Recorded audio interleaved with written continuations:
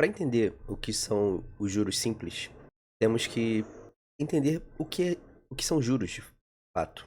Basicamente, podemos entender que os juros são a remuneração do dinheiro no tempo. Então, o dinheiro tem um preço, e o preço do dinheiro são os juros.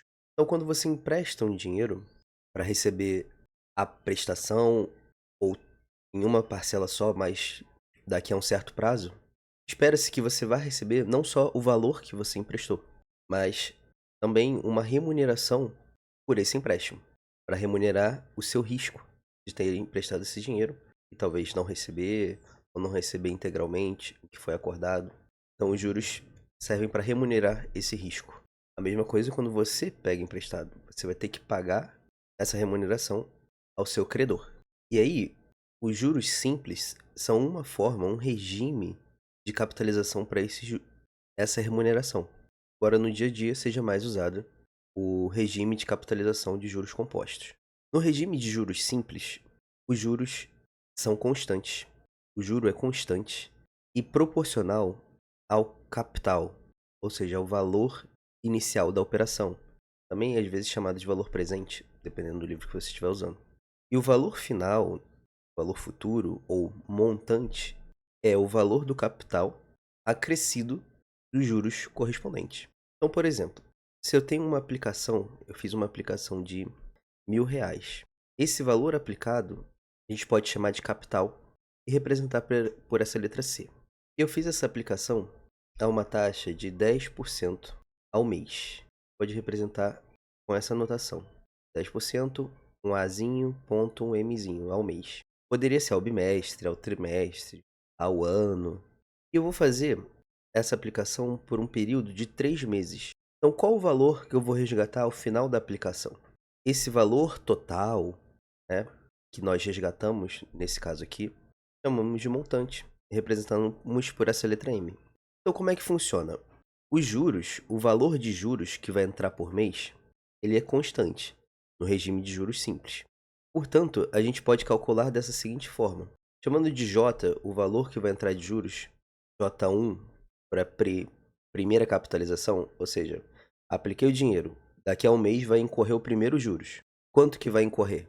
Vai incorrer 10% do valor do capital. Então será 10% de 10 mil. De 10 mil não, de 1.000, né? Isso vai ser igual a R$ 100.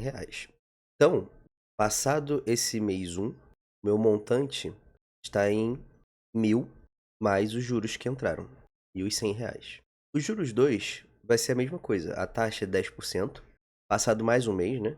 Concluído o segundo mês, vai incidir os juros novamente, e novamente vai ser 10% do meu capital inicial, do valor da aplicação.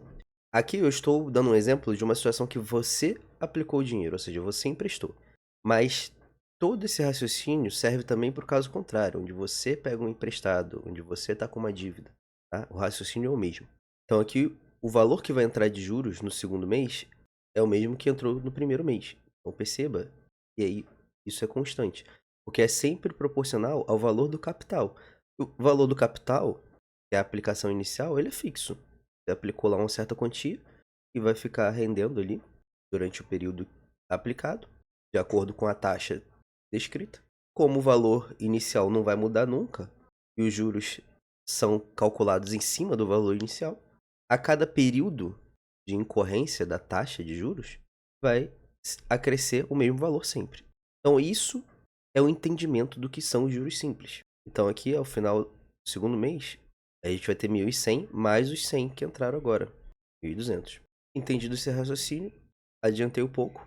Ao final do terceiro mês, nosso montante será de R$ 1.300. Então, a nossa resposta seria 1.300, o valor futuro dessa aplicação. Quanto que se resgataria? A diferença para os juros compostos é que lá rola aquela famosa bola de neve. São juros sobre juros. Por quê? Porque lá, até o primeiro período seria igual aos juros simples. Mesma fórmula sendo diferente, o valor seria igual aos juros simples para um período. Mas quando a taxa é aplicada para mais de um período, aí eles mudam. Os juros compostos passam a ser maior. Por quê? Então aqui, ó, no final do primeiro mês, juros simples ou compostos dariam o mesmo resultado, daria R$ 1.100. Só que para o segundo mês seria diferente. Por quê? Porque nos juros simples, a segunda incidência de juros vai continuar sendo R$ 100. Nos juros compostos, a segunda incidência de juros não vai ser em cima do capital inicial, vai ser em cima do valor atual, acrescido da primeira capitalização de juros. Então não vai ser 10% de R$ 1.000, vai ser 10% de 1.100. Ou seja, vai ser um pouco maior. Não vai crescer R$ 100, vai crescer 110 nesse caso. Então essa é a diferença. Então, no regime de juros compostos, os juros está sendo incidido sobre os juros anteriores. Então, por isso que se fala juros sobre juros. No juros simples, não. É sempre constante e proporcional ao valor inicial da aplicação.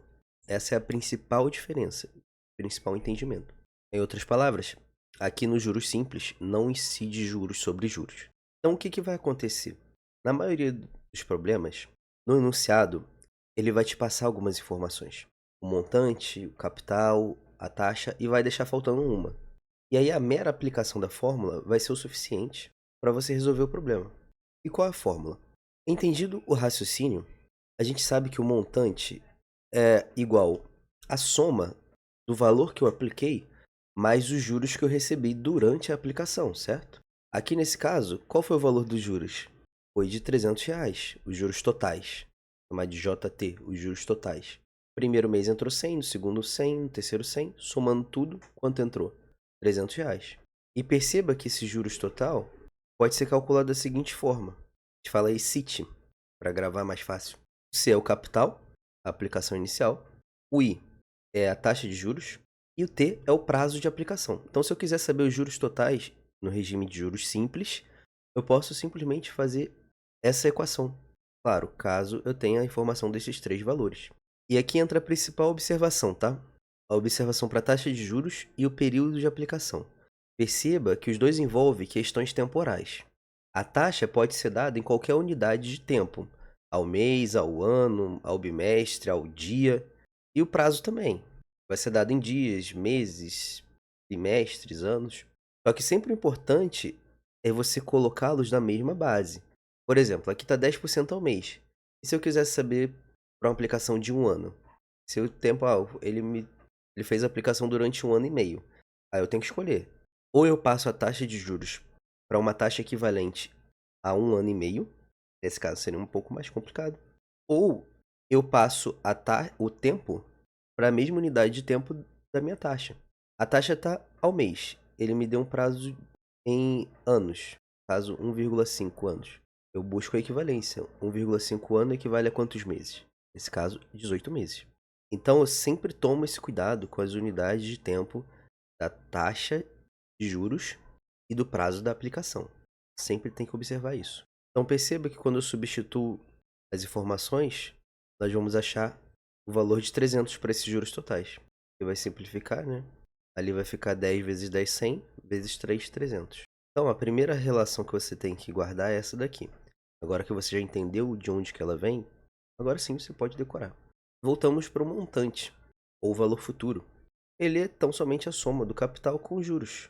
Aqui agora um pouquinho de manipulação matemática. Eu substituo os juros por esse resultado aqui, CIT.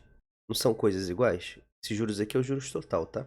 Se são coisas iguais, eu posso usar uma ou outra. Então, vou ter que capital vezes a taxa de juros vezes o tempo. Ó, eu posso colocar o capital em evidência. Fatorar isso daqui. Então, fica C, multiplica 1, mais I vezes T. Pronto. Aqui é a principal fórmula do regime de juros simples. Com essa fórmula, você consegue resolver quase todos os problemas. Mas só decorar não adianta, né? Agora você entende de onde que ela vem e o significado das variáveis dentro dela. Ela também pode aparecer dessa forma, tá? Aí vai depender do livro, o que ele chamou de montante, como que ele simboliza o montante, o capital. É só uma questão de convenção do material que você estiver utilizando. Então, em termos de equações, para juros simples, você pode se valer dessas três. Ó. Com essas três, sabendo interpretar o problema, você se sai muito bem. Outra sacada importante de se guardar é que às vezes a questão vai dar o total de juros da aplicação. Normalmente, quando ela dá o total de juros da aplicação, ela vai deixar a taxa de juros como incógnita. Então, nesse exemplo aqui, um capital de R$ 1.000, nas mesmas situações aqui, ó. as mesmas condições. Se ele não me informa o montante, mas ele me informa o capital e os juros totais, eu sei o montante. O montante é a soma do capital mais os juros que entraram durante a aplicação. E nesse caso são R$ 300. Então o montante vai ser 1.300. Mas se eu quisesse saber quanto de juro entrou a cada mês, como é sempre constante, basta dividir os juros totais pela quantidade de períodos que ocorreram os juros. Que no caso foram 3 meses. A taxa foi dada ao mês. Então aqui, ó, eu acho quanto de juros entrou a cada mês. E aí, se eu não soubesse a taxa, tivesse que descobrir, como eu sei que nos juros simples o valor que incide é constante e é proporcional ao capital inicial, bastaria eu pegar esse valor de juros que entra ao mês, ao período, né? Em relação ao capital inicial, que é 1.000. Isso aqui daria 1/10, é a mesma coisa que 10%. E como o período aqui estava em meses, essa taxa vai sair ao mês. Pronto.